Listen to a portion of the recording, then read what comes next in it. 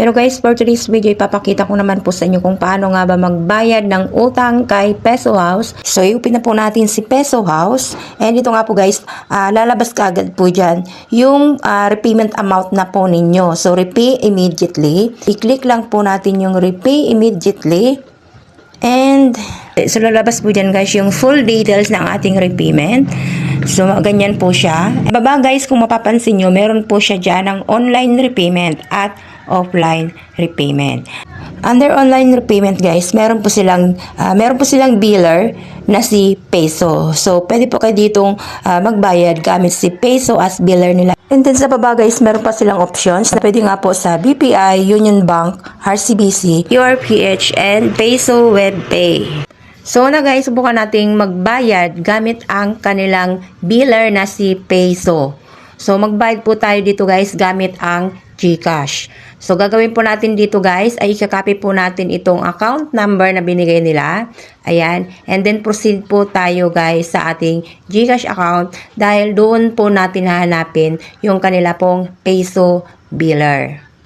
So skip po tayo dito and proceed po tayo sa GCash account natin. Hanapin nyo na lamang po yung loans.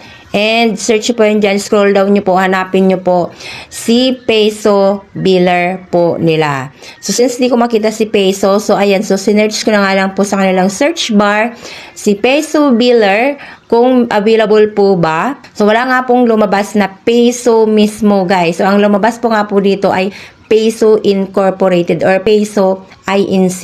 So, hindi po yan guys yung gagamitin natin dahil po ang binigay po nila ay Peso. So, susundin po natin guys kung sino po o yung ano po yung biller na binigay po nila.